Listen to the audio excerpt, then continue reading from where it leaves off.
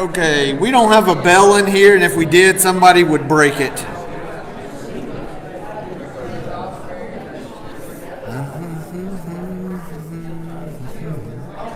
I think I have an idea. I think what I'm going to do is after like a minute, I'm just going to start singing. Because I bet you that would get people quieted down in a hurry. Or running. It could run today. You don't want to be serenaded in song. You know, there's a lot of different phrases or themes that you could use to describe Exodus chapter 3. Really, mine is questions. Lots and lots of questions. Some of them are questions in the text. Some of them are questions that arise from the text. And so, because this is a class setting, even though we're in the auditorium and we are somewhat spread out, my hope and expectation is that you will participate in asking and answering these questions as they come up. So I'm going to need a lot of help, because there are several times I have in here, I'm like, I have no idea why this is in here. I don't fully understand it. I've consulted a few commentaries and visited with some folks and still haven't had a satisfying answer. And so maybe your wisdom and your contacts, maybe you can help me come up with some of these. But I want to start off with this statement right here. I want to go ahead and back up a little bit. Even though we read 7 through 10 in the sermon time, I want to go back and read 7 through 10 again. And then there's one question I want to ask, and I want you to help me to figure out. It says, "The Lord said, I have indeed seen the misery of my people in Egypt. I have heard them crying out because of their slave drivers, and I am concerned about their suffering. So I have come down to rescue them from the hand of the Egyptians, and to bring them up out of that land into a good and spacious land, a land flowing with milk and honey, home of a lot of people." Verse 9, "And now the cry of the Israelites has reached me, and I have seen the way the Egyptians are oppressing them." So listen up really closely, verse 10. "So now I am sending you to Pharaoh to bring my people, the Israelites, out of Egypt." And so I have a question here. Okay. What qualifies a bunch of slave-driven people in Egypt to be called my people by God? Why are they God's people? Why are they my people? Well, they're Jacob's descendants. Okay, so they're Jacob's descendants. And if we go back before Jacob, they're Abraham. So there's that. Okay. God's children coming through. But shouldn't my people be associated? Burnell, were you going to say something? Yes, sir. His love, just like today, qualifies us and But shouldn't they be his people because of what they're doing and where they are? I mean, isn't that why you're God's people? I mean, you're God's people because you're here, right? You're God's people because you've done something, right? No, we're God's people because He created us. We're God's people because He created us. We're God's people because He chose us. We're God's people because He redeemed us. We're God's people because of God. And this is a big deal, right? Because He's saying these people who are stuck in slavery, who don't really know God fully, okay? And obviously, we're going to find out in a few chapters, they don't trust God. In some cases, I don't even think they like God. I mean, Moses is going to run up the mountain for a few days, and before long, they're gathering up jewelry, and they're making their own God. And yet God says these are what? My people. He doesn't say they're my people because what they did for me and what they think of me and how often they attend church. He says they're my people because I chose them. I made a promise. 430 years ago is when they all came. But even hundreds of years before that, when God made the promise to Abraham, He says, you are my people. God keeps His promises. And I think it's important for us as we find ourselves in the wilderness, as we find ourselves in slavery, as we find ourselves hanging on to the order rather than experiencing the chaos with God. God doesn't say, no, you're not my people. He doesn't say, show up a little bit more and then you can be my people. He doesn't say, get out of slavery and then you'll be my people. He doesn't say, trust in me fully as you walk across dry land and the waters are coming up, then you'll be my people. He chose them in slavery. He called them out. He didn't say, you know what, I'm giving up on you. I mean, look at all the things that His people did. I mean, you go back and read Genesis. For those of you who've been reading the Bible through in a year, unfortunately, you're out of the fun times of Genesis. But wasn't that a fun book? I mean, but it was kind of awkward at times too. I mean, I could throw out a few names like Tamar. That's an awkward story. The Tower of Babel is weird. The whole flood thing. I mean, there's just story after story of like, what is going on here? And yet God continued to be a faithful God to a people who weren't always faithful to Him. Right? And so here we have people who are in Egypt. They're slaves. And they don't seem, I mean, they don't like where they're at, but it's not so bad that they seem to say, we want to leave. In fact, they're going to have an argument with Moses, not today. We'll look at it later on. They're going to argue and say, would you just leave? Like, you've made us a blight to Pharaoh. Just leave. You're causing more trouble. We don't want you around. That's the people that God says, these are my people. I don't know where you're at spiritually. I don't know where you're at mentally or emotionally, though looking into some of your eyes, I have an idea. You're like me and my family. Like, just get me out of here. You know, I see that on my kids' faces and on my wife's face. And when I look in the mirror, I'm like, this is crazy times. And spiritually, you may be in a place where you're struggling. You may have found yourself in a valley. You may just be on that plateau of just like, I'm here, but I can't. God still says, you're my people. He doesn't determine who you belong to based on where you are. He calls you out of that. And so there's going to be a lot more questions. In fact, the next question that comes up is going to come from Moses himself. And so, Tom, you did take a little bit of my next lesson, but that's okay. You just introduced it. It was a teaser. And I think all of us would be happier if you came up and finished this rather than me. But I do want to address a couple of the questions that Moses has. He says, I'm going to choose you. You're going to bring my people out of Egypt. And then verse 11, Moses says what? Who am I? Now, that's a really great song that was made famous several years ago. But before that, Moses uttered those words. Who am I that I should go to Pharaoh and bring the Israelites out of Egypt? So, do you think, this is a question, and I don't know that there's a right or wrong answer. Do you think that Moses is being lazy and he doesn't want to help? Or do you think he's struggling with his inadequacies and thinks, I can't do this? What do you think? The latter? Okay, I heard somebody say both. You know, that maybe he says, because, he's going to continue on. Get somebody else. I can't talk very well, you know. Get my brother Aaron to help me out. Actually, God's going to say, you have a brother Aaron.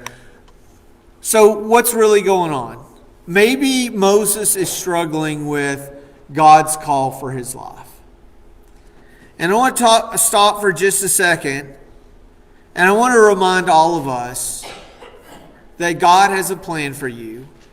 And I believe that God has prepared you for what's going to happen. Now, I don't think that He is going to lay out the plan of this is what's going to happen for you over the course of the next 12 months or 12 years or 40 years.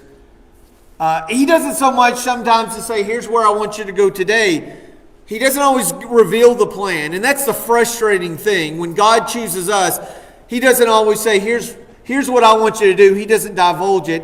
And until we choose Him, He doesn't always reveal His plan. But yet, here we have Moses, who has been prepared for what's going to happen. So there's several things. We don't know much about Moses' life, but it seems like almost everything that happens in Moses' life is going to come back and be, oh, that's something that prepared him. So, you help me out. In what ways do you think that God prepared Moses to be the one who would lead the Israelites to the promised land? Saved his life when he was a baby. Okay, he saved his life when he was a baby. I mean, I don't want to go too much into this, but there is something really special about the fact that Moses as a baby was facing the waters and God allowed him to survive. And then 80 years later, he would be facing waters again, and God would deliver him and all the people. So, at the very beginning, Moses was supposed to die with the infanticide that was called on by Pharaoh to kill all the baby boys. He lived. So already, if you know nothing else and say, does God really have a plan for me? Does God have a purpose for me? If you are breathing, I think the answer has to be yes. I think it does. Okay, so what else? What other ways do you think God was prepared Moses for what was going to happen? I think he understood the Egyptian. How would he understand the Egyptians? What would have prepared him for this? He grew up in the palace, right? I mean, he not only learned their language, he learned their culture, he learned their ways. So he was very familiar. How old was he when he fled to the desert? Anybody remember? This doesn't, Egypt. Exodus doesn't tell us. Acts 7 tells us how old was he? He was 40 years old. So he spent a lengthy amount of time learning that from a very young child. We don't know exactly when he entered into the palace, but at some point he entered into the palace and he learned their language and their customs, so he knew all about how it worked. He knew who Pharaoh was at that time, and he also learned that Pharaoh was going to run him out of Egypt. Okay, what else? What else prepared him for this? When he saw how the Egyptians were treating Okay. his, Okay, so he got to see exactly how his people, how God's people were being treated by the Egyptians. He saw things both behind on the Egyptian side, but also on the Israelite side. He saw how they were being mistreated, and that, of course, got him, or maybe his temper got him into the trouble he ended up in. What else prepared him for being the one that would lead the Israelites? His father-in-law was a priest. Yeah, we have Jethro, right? And Jethro is a priest. He's a God-fearing man, so we have to believe that Jethro was inclined to teach him. In fact, later on in Exodus, Jethro is going to step in and give some really sound advice. When Moses is trying to take care of every quibble and every argument, Jethro says, hey, listen, you're frustrating your people and you're going to kill yourself. You're never going to get this done. And so it seems like Jethro was willing to teach and say, hey, and I don't think it was just about, here's how you do ministry in the desert. I think he was willing to share what life was like as being a follower of Yahweh. Right? What else?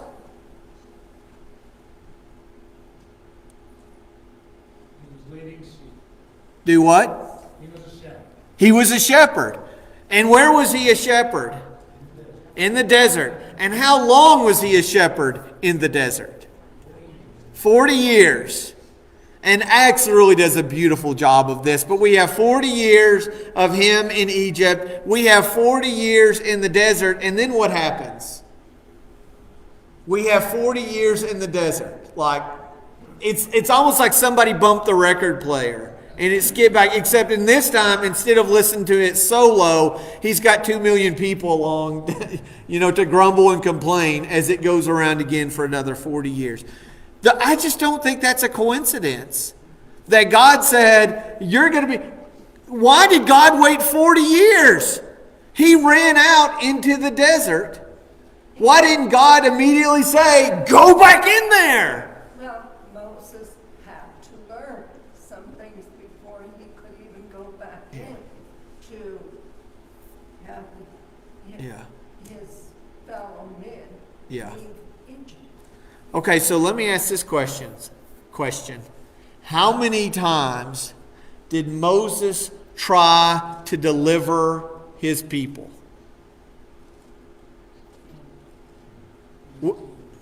I'm in our big picture. 2 times.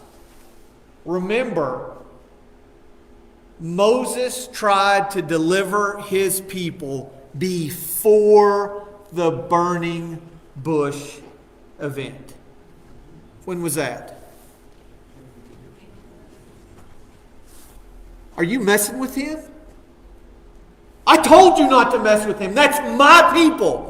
You're not going to treat my people that... I don't know how it went down. But at 40 years old, the brash Moses, who was quick to anger and had the ability to harm people... I don't know what he looked like as an 80-year-old, but as a 40-year-old, he came in and ended up killing an Egyptian and burying his body. He said, I will deliver my people, even if it's one at a time. The problem was, it wasn't with God. And all your best intentions, if they're not with God, it's just not going to work. There's an equation that ministers like to use when they talk about this. It's very simple. For you mathematicians, you'll love this. Everything minus God equals nothing. Nothing plus God equals everything. That's the difference. It wasn't just that, he had spent 40 years in the wilderness, although that certainly was preparing him. It was learning to be a shepherd and getting these dumb animals to find a place where they could eat.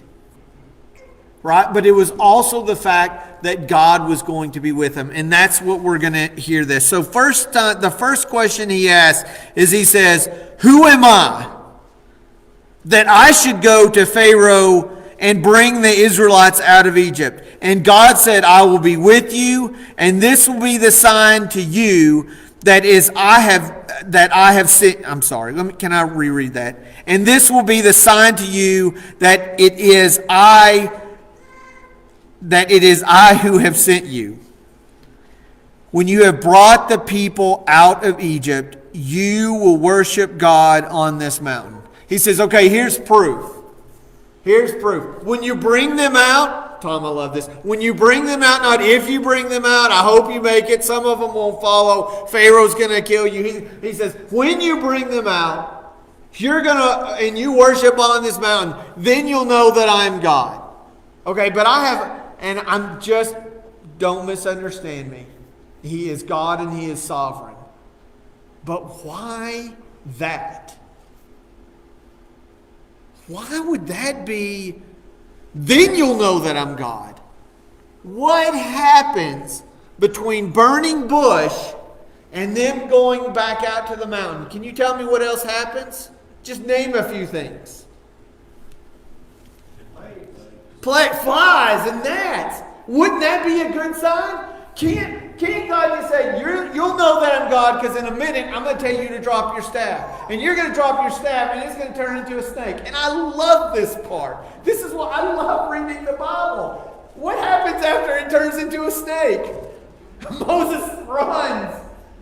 He runs away. He's like, what's going on? And then God says, go pick it up. No. I mean, couldn't he just say, here's the sign that I'm God. I'm going to take this stick. You're going to take the stick. You're going to throw it on the ground. I'm going to turn it into a snake. You're going to pick it up and it's going to be rod. Then there's proof that I'm God. Does God say that's going to be the sign? No. How about he says, you're going to go back into Egypt. You're going to have a conversation with Pharaoh, back and forth, and you're going to ultimately say to Pharaoh, y'all better get this right. What do you say to Pharaoh? Thank you, Brad Hawkins. Somebody's been listening over the last 9 years. He says, this is how it sounds in Egyptian. Let my people go. Okay, that's the only time I'll sing. He says this. He says, this is going to be your sign. I'm going to turn water to blood. And I'm going to send flies and gnats and frogs and locusts. Does he give any of those signs? Livestock, hail, darkness, The rivers of blood. the water turning to blood. Does he say these are going to be your signs? Those are really good signs. Jeff Hamilton, I just want you to know, if God came to me and said, here's proof that I'm God, you're going to have a cup of water, you're going to look down, it's going to be blood, I would say, enough said. You're God. That's right. But he doesn't even talk about those. He says, here's going to be the sign. You're going to go into Egypt and you're going to come out back to this mountain and worship. And so my two questions are, one, why weren't all the other signs proof that he was God? And two, why did it have to be so far away? I mean, think about how long it would take between when God is speaking to him at the bush, when he's going to go in and there's going to be this banter back and forth. Let us go out. You can't go out. Okay, you can go out. No, you can't go out. And hearts are hardened over and over again. And Pharaoh is a liar and a cheat. And all these plagues are happening. And God says, you'll know when you walk out. Why do you think God said is the marker of knowing he was God when they got back out to that mountain? I think he wanted to have all those tests of faith before he gave them the law. Are you there to stay with me or not? Need him, reject him. Need him, reject him. Need him, reject him. Need him, reject him. And when he finally gave the sign, which was the law, they worshiped him. Brad, you're exactly right, because listen to this. When you have brought the people out of Egypt, you will worship God on this mountain. So, again, we talked about what makes you my people, God's people. What is it? God chose you. But now what has to happen? What happens next? We have to choose God. We are God's people, but is he our God? Now, that's an important question I want you to think about. Is he your God? Now, is he God? Yes. Have you chosen to worship him? And I'm not talking about purple pew Sunday sitting worship. I'm talking about sold out. I'm giving my life to God. He is not just when things go wrong, God. He is my God of the sunshine and of the rain, of the hills and the valley. It is a covenant with God. It was not just simply, I'm going to bring you out and hey, good luck. You got out of Egypt. Have fun. He says, no. The intent was not, I'm going to remove you from that. And we talked about this several weeks ago. I don't think Exodus is really about an exit. I think Exodus is really about an entrance into relationship with God. God is calling us out of slavery, but not into a desert, not even into the promised land. It is into a relationship with him. So now Moses is not really sure. God says, this is how you're going to know that I'm God. You will worship God on this mountain. Moses says, suppose that I go to the Israelites and say to them, the God of your fathers has sent me to you. And they ask, what is his name? Then what shall I tell them? So Moses' first question was, when God says, I want you to go, what's his first question?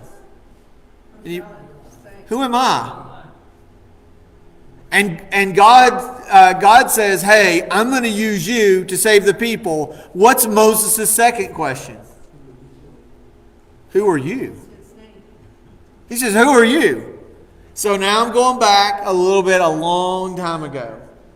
It's in a very embarrassing moment in my childhood. It was one of my earliest memories. I don't have a very good memory. But it's one of my earliest memories. I was probably 6 or 7 years old. We were in a movie theater and we were watching Superman. And there's a few really great quotes in that movie. One I'll never forget is when they're asking Superman who he is. And he says, I stand for truth, justice, and the American way. I remember that because my dad stands up in the middle of the theater and says, yeehaw! I could not get low enough in my, like, really, Dad? Really? I don't know this guy. I mean, he got me popcorn, but I mean, other than that, like, we've never met. But there was another line in that movie that I really love, okay? The helicopter crashes, it hits the top of a building, and the landing skid is like hanging off, and she's hanging on, right?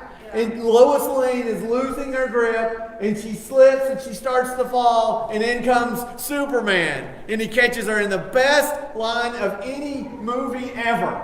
He says, I've got you. And what does she say? She says, you've got me, but who's got you? They stole that from Exodus chapter 3. That's what Moses is saying. He's saying, okay, you've got me, but who's got you? You say that you're going to protect me, but I want to know who you are. Because they're going to ask. And I need to know this stuff. And I think he's kind of saying, oh, they're going to ask, so I better have an answer. I think Moses is really saying, I want to know. I want to know for myself. I think that's something that hopefully all of us have wrestled with. Who is God? And what does he mean for us? So he asks this question, and God says, and you'll have to forgive me, I'm not a Hebrew expert. I know almost nothing about Hebrew. And so I know it reads right to left. There you go. But here's something I can tell you based on some studying I did, is that the word I am, which is Haya, and I'm sure I'm pronouncing that wrong. That sounds like something you'd say when you hit a board. I apologize for not being. But then in the Hebrew language, the word Yah, I am, looks very, very similar. And I can't tell you what any of the letters are. I can just tell you, looking next to them, they look almost identical other than these little marks. He says, Haya Yahweh. 4 letters and 4 letters, which basically we translated as I am who I am. Or it's also translated, I will be who I will be. And so it's an interesting play on words in the Hebrew. But for us, he's saying, I am. And this is going to become a word, Yahweh, that is found throughout the Old Testament. There are many words that are used for God. We won't go into those. But Yahweh is the one that talks about the I am God. And this is the one that when they were writing, I believe it was the Septuagint, which is taking the Hebrew and putting into Greek, they would have a special writing instrument. I want to call it a pen, but you're going to think of Bic. It wouldn't have been like that. But they had a special writing device that when they came to the word Yahweh, they would put down their normal one and pick up this writing device and use it to print Yahweh, and then pick up their other one, and they only used it. They had such a great reverence for that word. Lynn? You know, Doug, if you think back, one of the things he does first to remind Moses, he says, I am the God of your fathers. There's more than just a history lesson there. Then he said, I am. And I remember studying this with him. I'm not a Greek expert, I just remember the word form sometimes, and this is actually an indicative or active. It means so. He would have said the same thing to Moses' fathers. He's saying it to him, and he says it to us. In other words, always was, I am now, and always will be. That helped me to understand why it was important. To me now, what's as important to me is God is I am. Yes. Okay. But it meant the same thing to Moses, and it meant the same thing to the early patriarchs, you know, down. And that helped me understand. I understand I am. But why? Because me, I would say, you tell him I'm Jehovah God above everything. Yeah. You know, and he just says I am. Yeah. I just remember studying that. Not anything I know, it's just something I learned from some people who knew about the Greek. Yeah, It and helped me understand it. And I am is an important statement. I mean, we go to the Gospel of John, and we're going to get these I am statements, and they're of great significance through John's Gospel. And it's not the burning bush. You know, we see the reaction of Moses when, as you pointed out, when he says, "I am the God of your fathers." That's when Moses is like, "Whoa, this is a big deal," you know, and he falls face down to the ground, and so. He would have understood the importance of this idea of I am. Now, for us today, for those of us who don't read Hebrew, you say, well, how do I know when he's talking about El Shaddai versus Yahweh? How do we know this? If we're reading the English, does anybody know? Yeah, it's the Lord, and it's in all caps there. So when you come across that, that is the name of Yahweh. Now, to be honest, I can't tell you if that's in every version. I don't know if there's any of them that don't have that. But the ones that I grew up reading and still read, when you see the uppercase L-O-O-R-D all in uppercase, then you know that is a reference to the Hebrew word Yahweh. So now we're going to get... we're basically going to get, starting in verse 16. You wish we were in chapter 16. But we're not. We'll be lucky to get to the end of 3. I've 12 minutes and I'm going to make it. So, first off, in verse 15, God also said to Moses, say to the Israelites, the Lord... Okay, you see that's in all caps. The God of your fathers, the God of Abraham, the God of Isaac, and the God of Jacob has sent me to you. This is my name forever, the name by which I am remembered from generation to generation. And again, that goes back to what Lynn was talking about, this idea of I am. It was I am to Abraham, it was I am to Joseph, it's I am to Moses now. He is continually and forever. Now, if you wanted to cheat, and I'm not suggesting that you would, but if you wanted to cheat and say, you know what, I really don't want to read Exodus, one, I think you're missing out on a lot of fun. But if you want the Cliff Notes of Exodus, starting in verse 16, you're going to get them. Okay? So I'm going to read the next few verses, and I want you to see if you can just kind of... This is really the bare bones, the outline of what's going to happen. And he doesn't fully divulge how it's going to happen, but he says, here's the key points. Verse 16, he says, go assemble the elders of Israel and say to them, the Lord, the God of your fathers, the God of Abraham, Isaac, and Jacob, appeared to me and said, I have watched over you and have seen what has been done to you in Egypt. And I have promised to bring you out of your misery in Egypt into the land of the Canaanites, Hittites, Amorites, Perizzites, Hivites, and Jebusites, a land flowing with milk and honey. I want to pause there for just a second for a couple reasons. One, he kind of skips a little part. He says, I'm going to bring you out of Egypt and into the land. Well, yeah, that happens sequentially, but there's a lot that happens in between there, right? There is going to be some wandering. But I wonder if you're going to go to the people and you're going to say, look, I got this really great land picked out for you. It's owned by, these big, important, rich, powerful families. That's going to be your land. And you're going to be like, what? Don't you think this is going to be on the minds of the Israelites? As he's talking to them, he says, I'm going to give you this land. You're like, no, you're not. It's already taken. It's really good land. People live there. Big people. In fact, later on, they're going to go and spy the land, and they say, like, they're huge giants. We don't have a chance. Now, I don't know how much of that made it back down to Egypt, but God says, I'm giving you a land, and it's not empty. It's already filled with people.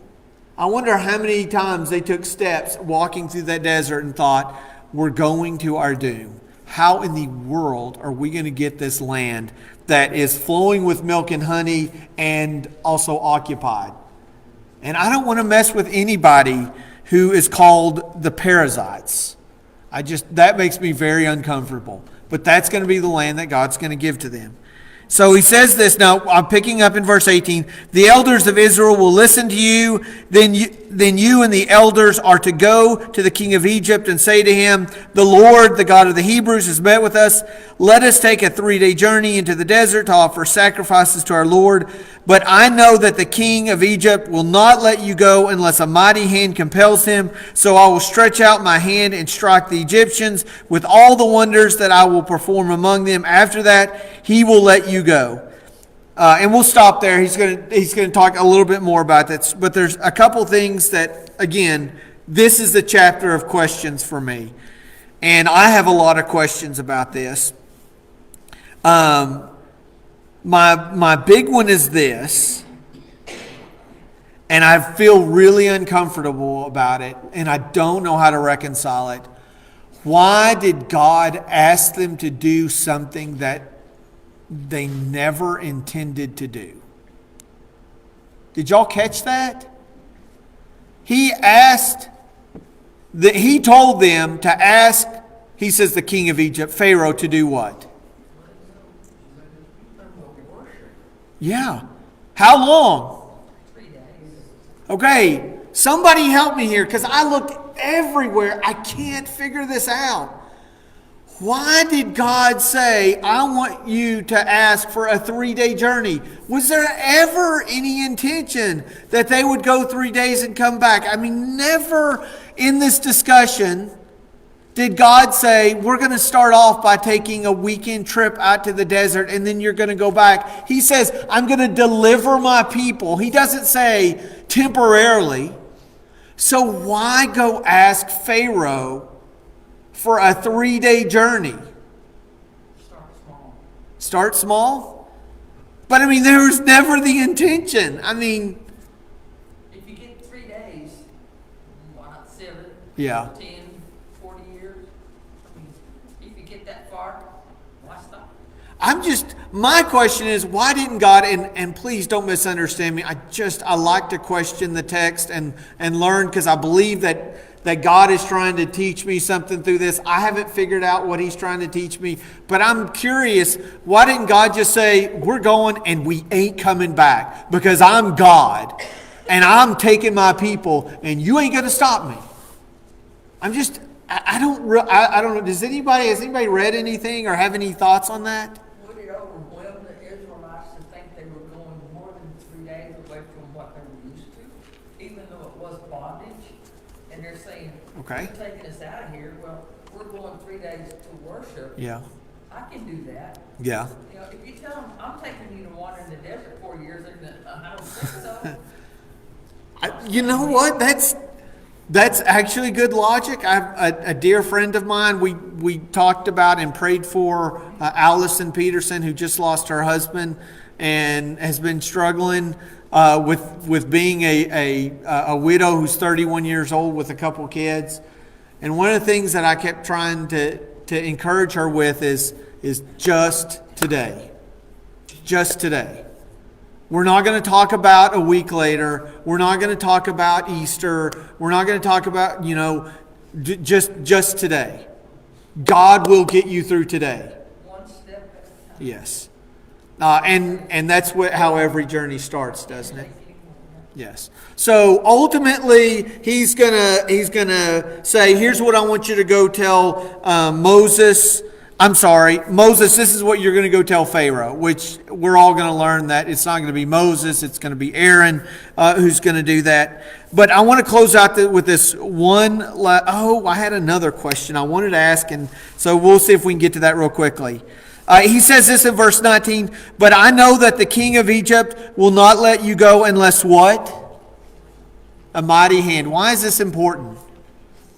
If you go back and look at Egyptian hieroglyphics, right, one of the things that is commonly used with indicating who Pharaoh is what? A mighty outstretched hand. I mean, think about this. God says, you think you've got a mighty hand. You talk about how strong and powerful you are. You don't know what you don't have a pinky. Your fingernail does not compare to the mighty hand of God. And we're going to see that. You ask, why did God do the plagues that he did? Hang on, because we're going to talk about that in the coming weeks. Why flies and why gnats? Why livestock in darkness, water to blood? God is taking shots at someone, and we'll wait a little bit more. But I have one more question super fast, and this really goes back to the very beginning. My question is, and I mean this seriously, I want you to think about this. Did God need Moses?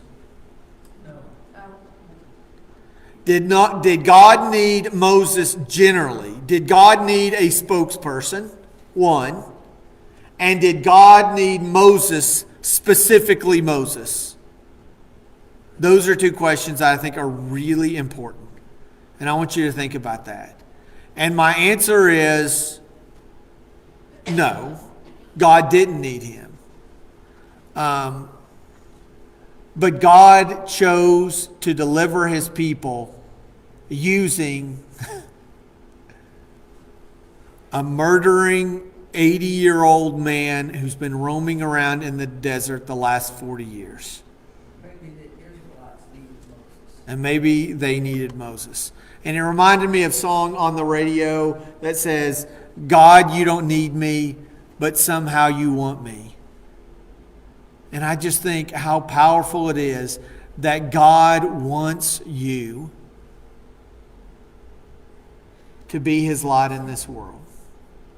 God could have snapped his finger, blinked his eye, and everybody in Egypt except the Israelites could have dropped dead right then. But God said, I'm going to display my power through infallible people, and I'm going to continue to love them even when they mess up. And there is not a better lesson to be learned than a God who is faithful to a people who aren't always. And may that be a reminder for you as we step out. And you don't have to do this literally, but if you want to do this tonight, I want to encourage you to spend some time in prayer. And figuratively, I want you to take off your shoes. I encourage you to physically take off your shoes and say, God, you're a holy God. And we have people who are in slavery. And I want you to know that you can redeem people by being a barefooted person in Hobbs who's just willing to show the gospel to anyone. And God will be with you. as you wander around this desert place we call Hobbs.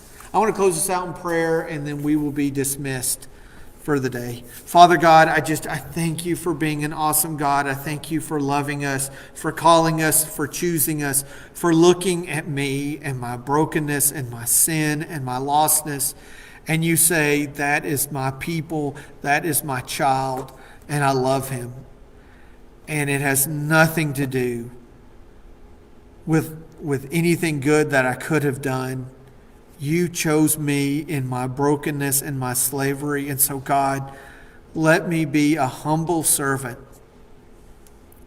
who is willing to trust you and who will leave the comfort of what I know and walk with you in the desert of the unknown. God, just please make me courageous and strong. And for the people in this room, Lord, these are not Israelites. These are all Moseses. And Lord, I pray that you will lead them out so that they can lead others closer to you. God, may we welcome the entrance of your Son into our lives. It's in Jesus' name that I pray. Amen.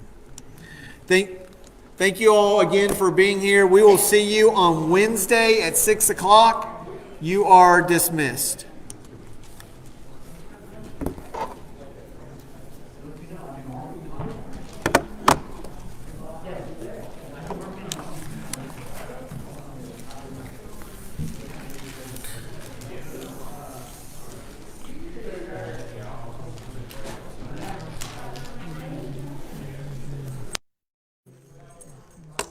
Thanks for being a good vessel today.